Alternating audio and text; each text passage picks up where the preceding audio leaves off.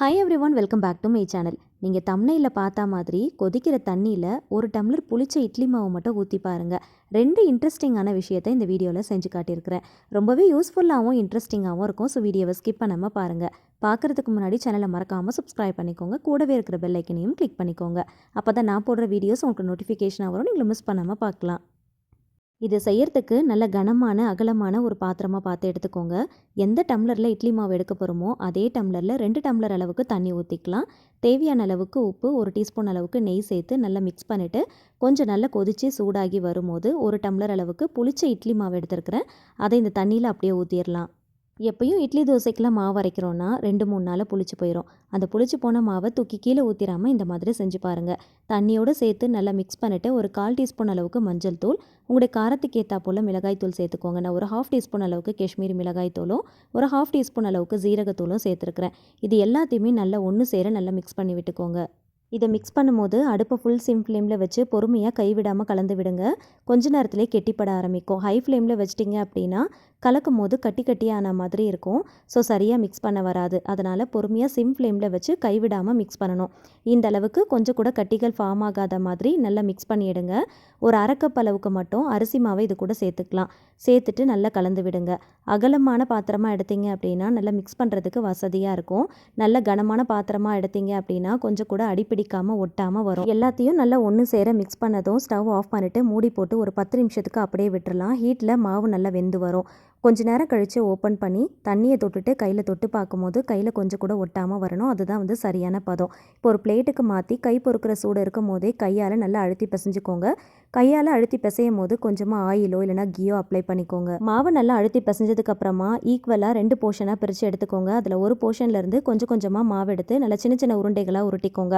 உருட்டும் போது கையில் கொஞ்சமாக ஆயிலோ இல்லைனா கீயோ அப்ளை பண்ணிக்கோங்க. அப்போ தான் உருட்டும் போது ஒட்டாமல் வரும். நல்லா உருட்டிட்டு பெருவிரலை வச்சு நடுவில் அழுத்துனீங்க அப்படின்னா இந்த மாதிரி பட்டன் ஷேப்புக்கு வந்துடும். இந்த மாதிரி எல்லாத்தையும் உருட்டிட்டு ஃபஸ்ட்டு ஒரு பிளேட்டில் அடுக்கிக்கலாம்.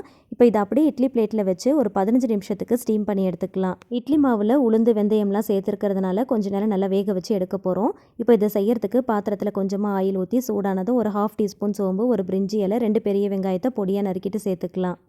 சின்ன வெங்காயம் சேர்க்குறதா இருந்துச்சுன்னா ஒரு 10லேருந்து 15 போல் எடுத்து அதை பொடியாக நறுக்கிட்டு சேர்த்துக்கோங்க. இப்போ இந்த ரெசிபிக்கு தேவையான அளவுக்கு கொஞ்சமாக கல்லுப்பு சேர்த்துக்கலாம். ஆல்ரெடி மாவில் கொஞ்சம் உப்பு சேர்த்து வேக வச்சுருக்கிறதுனால பார்த்து சேர்த்துக்கோங்க. ஒரு 2-3 பல்லு பூண்டும் ஒரு சின்ன துண்டு இஞ்சியும் நல்லா பொடியாக க்ரஷ் பண்ணிவிட்டு இது கூட சேர்த்துக்கலாம். அது பச்சை வாசனை போகிற அளவுக்கு நல்லா வதக்கிட்டு 3 தக்காளி பழத்தை மீடியம் சைஸில் எடுத்து அதை நல்லா அரைச்சி எடுத்துருக்கிறேன். அதையும் இது கூட சேர்த்துக்கலாம். கொஞ்சமாக மிக்ஸி ஜாரில் தண்ணி விட்டு அலசி அதையும் இது கூட சேர்த்து நல்லா கலந்துட்டு மூடி போட்டு ஒரு 10 நிமிஷத்துக்கு நல்லா வேக விடுங்க. இப்போ ஒரு 1/4 டீஸ்பூன் மஞ்சள் தூள், 1/2 டீஸ்பூன் காஷ்மீரி மிளகாய் தூள், ஒரு 1/4 டீஸ்பூன் ஜீரகத்தூள், 1 டீஸ்பூன் அளவுக்கு கறி மசால் தூள் ஆட் பண்ணி மசாலா வாசனை போகிற அளவுக்கு நல்லா வதக்கி விட்டுக்கோங்க. ஒரு கைப்பிடி புதினா இலைகள் சேர்த்து நல்லா வதக்கிட்டு மூடி போட்டு ஒரு 5 நிமிஷத்துக்கு நல்லா வேக விடுங்க. எண்ணெய் நல்லா பிரிஞ்சு வரணும். இப்போ இது கூடவே ஒரு 1/2 கப் அளவுக்கு பச்சை பட்டாணியும் ஸ்வீட் கார்னும் எடுத்து வச்சுருக்கிறேன். அது இது கூட சேர்த்து நல்லா கலந்து விட்டுக்கலாம். இதுக்கு பதிலாக ஏதாவது வெஜிடபிள்ஸ் ஆட் பண்ணணும் அப்படின்னு நினச்சாலும் நீங்கள் ஆட் பண்ணிக்கலாம். பச்சை பட்டாணியும் ஸ்வீட் கார்னும் வேகிறதுக்கு ரொம்பலாம் டைம் எடுக்காது. இது கூட சேர்த்து நல்லா கலந்துட்டு கொஞ்சமாக தண்ணி ஊற்றி மூடி போட்டு கரெக்டாக ஒரு 5 நிமிஷத்துக்கு மட்டும் மீடியம் ஃப்ளேமில் வச்சு வேக விட்டாலே போதும், சீக்கிரமாக வெந்துடும். எப்பயுமே குழந்தைங்க பச்சை பட்டாணி ஸ்வீட் கார்னில் விரும்பி சாப்பிடுவாங்க. அதனால் அதை மட்டும் நீங்கள் சேர்த்து பண்ணாலே ரொம்ப விரும்பி சாப்பிடுவாங்க. இந்த பக்கம் நம்ம வேக வச்சுருந்த ரைஸ் பட்டனும் சீக்கிரமாக வெந்துருச்சு.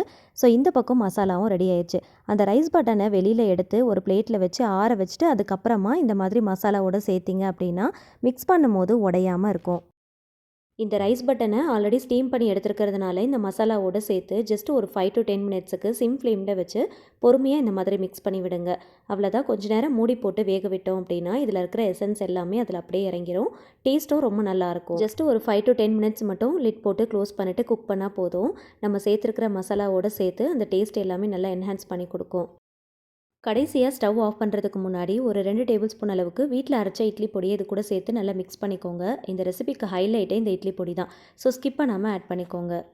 கூட கொஞ்சம் கொத்தமல்லி இலைகளையும் நறுக்கிட்டு இது கூட ஆட் பண்ணிக்கலாம். நல்லா மிக்ஸ் பண்ணிவிட்டு ஸ்டவ் ஆஃப் பண்ணிவிடுங்க. ரைஸ் பட்டன் மசாலா ரொம்ப சூப்பராக ரெடி ஆயிடுச்சு. கண்டிப்பாக ட்ரை பண்ணி பாருங்கள். புளிச்ச இட்லி மாவை தூக்கி கீழே ஊற்றிடாமல் அது கூட கொஞ்சமாக அரிசி மாவு சேர்த்து இந்த மாதிரி ரைஸ் பட்டன் மசாலா ட்ரை பண்ணி பாருங்கள். லஞ்ச் பாக்ஸுக்கு கூட நீங்கள் தாராளமாக பேக் பண்ணிக்கலாம். டேஸ்ட் ரொம்ப நல்லாயிருக்கும். பிரேக்ஃபாஸ்ட் டின்னருக்கு கண்டிப்பாக ட்ரை பண்ணி பாருங்கள். இட்லி மாவு புளிச்சு போயிருச்சுன்னா, அதில அப்படியே இட்லி ஊத்துனோம் அப்படின்னா, கண்டிப்பா அந்த புளிப்பு சுவை தெரியும். அதில தோசை ஊத்துனாலும் நமக்கு தெரியும். ஆனா, இந்த மாதிரி செய்யும்போது கொஞ்சம் கூட அந்த புளிப்பு சுவை சுத்தமா தெரியாது. கண்டிப்பா ஒரு தடவ ட்ரை பண்ணி பாருங்க. நல்லா சுட சுட சர்வ் பண்ணும்போது டேஸ்ட் ரொம்ப நல்லாயிருக்கும். தேவைப்பட்டா இது கூட ஆனியன் ரைத்தா வச்சு சர்வ் பண்ணிக்கலாம். இதுவரைக்கும் இட்லி மாவு வச்சு வெறும் இட்லி மட்டும் தான் ஊத்தியிருப்பீங்க. ஆனா, இந்த மாதிரி ஒரு தடவ ட்ரை பண்ணி பாருங்க. டேஸ்ட் ரொம்ப சூப்பரா இருக்கும். ஏதாவது கொஞ்சம் புதுசா டிஃப்ரெண்ட்டா ட்ரை பண்ணணும் அப்படின்னு நினச்சிங்கன்னா, கண்டிப்பா இந்த ரெசிபி ரொம்பவே ஆப்ட்டா இருக்கும். கண்டிப்பா ட்ரை பண்ணி பாருங்க. பெசஞ்ச மாவை 2ஆ டிவைட் பண்ணிவிட்டு ஒரு போர்ஷன் எடுத்து நம்ம ரைஸ் பட்டன் மசாலா ப்ரிப்பேர் பண்ணியிருந்தோம். இன்னொரு போர்ஷன் அப்படியே வச்சுருந்தோம் இல்லையா, அகெயின் அதை 2ஆ டிவைட் பண்ணி எடுத்துக்கோங்க. இதை செய்யறதுக்காக இடியாப்ப அச்சு தான் எடுத்துருக்கிறேன். உள்ளே ஃபுல்லாக கொஞ்சமாக ஆயில் அப்ளை பண்ணிக்கோங்க. ரிப்பன் பக்கோடா செய்யறதுக்காக ஒரு அச்சு யூஸ் பண்ணுவோம் இல்லையா, அந்த அச்சு யூஸ் பண்ணிக்கோங்க.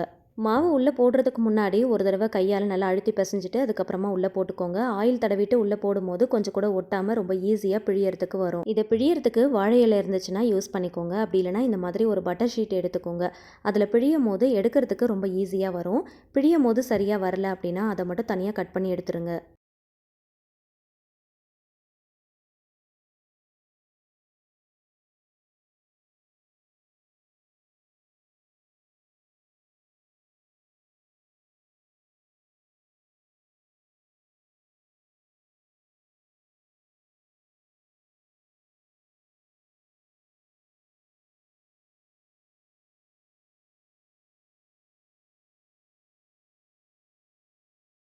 எல்லாத்தையும் பிழிஞ்சிட்டு இந்த மாதிரி கொஞ்சம் சின்ன சின்ன பீசஸாக கட் பண்ணி எடுத்துக்கோங்க.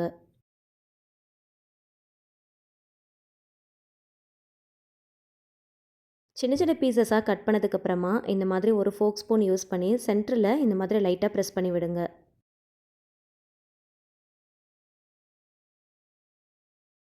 ஃபஸ்ட்டு எல்லா மாவையும் பிழிஞ்சிட்டு இந்த மாதிரி குட்டி குட்டி பீசஸாக கட் பண்ணிவிட்டு தனியாக எடுத்து வச்சுக்கோங்க. அதுக்கப்புறமா ஆயிலில் போட்டு ஃப்ரை பண்ணி எடுக்க போகிறோம்.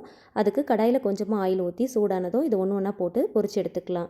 இது ஃப்ரை பண்ணுறதுக்கு ரொம்பலாம் ஆயில் தேவைப்படாது. கொஞ்சமாக இருந்தாலே போதும். இதை போட்ட உடனே திருப்பிடாமல் கொஞ்சம் நேரம் கழித்து அதுக்கப்புறமா திருப்பி விடுங்க. போட்ட உடனே திருப்புனீங்க அப்படின்னா கண்டிப்பாக கடாயில் ஒட்டும். சரியாக நமக்கு எடுக்க வராது. கொஞ்சம் நேரம் பார்த்தீங்கன்னா லைட்டாக கலர் சேஞ்ச் ஆனதும் திருப்பி விட்டீங்க அப்படின்னா ரொம்ப ஈஸியாக திருப்பி விட்டுறலாம்.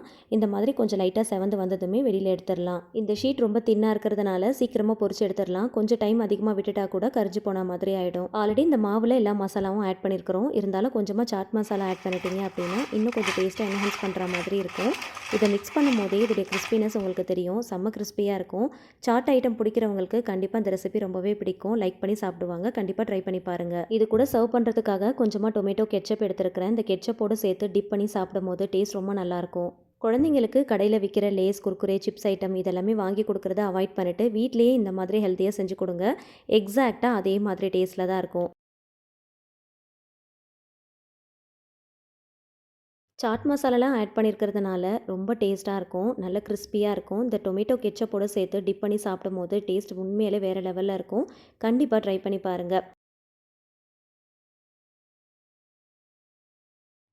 உடச்சி காட்டுறேன் எவ்வளோ கிறிஸ்பியாக இருக்குன்னு நீங்களே பாருங்கள். புளிச்சு போன இட்லி மாவில் இன்னும் இட்லி தோசைன்னு ஊற்றிட்டு இருக்காம அது கூட கொஞ்சமாக அரிசி மாவு சேர்த்து இந்த மாதிரி பிரேக்ஃபாஸ்ட்டுக்கோ டின்னருக்கோ இல்லைனா ஸ்நாக்ஸ் ஐட்டமாகவோ நீங்கள் ட்ரை பண்ணி பார்க்கலாம். சாட் ஐட்டம் சாப்பிட்றவங்களுக்கு கண்டிப்பாக இந்த ரெசிபி ரொம்பவே பிடிக்கும். இந்த ரெசிபியை பார்த்து அவங்க எல்லாருக்குமே கண்டிப்பாக டெம்ட் ஆயிருக்கும். ஸோ கண்டிப்பாக இட்லி தோசைக்கு மாவு அரைக்கும் போது நீங்களும் ட்ரை பண்ணுவீங்க. இந்த வீடியோ பிடிச்சா மறக்காமல் லைக் பண்ணுங்கள். புதுசாக ரெசிபிஸ் ட்ரை பண்ணுற உங்களுடைய ஃப்ரெண்ட்ஸ் அண்ட் ஃபேமிலிஸ்க்கு மறக்காமல் ஷேர் பண்ணி விடுங்க. இந்த மாதிரி இன்னும் டிஃப்ரெண்ட்டான நிறைய ரெசிபிஸ் தெரிஞ்சுக்க என்னோட சேனலை மறக்காமல் சப்ஸ்கிரைப் பண்ணிட்டு தொடர்ந்து சப்போர்ட் பண்ணுங்கள். Thank you so much. கீப் வாட்சிங்.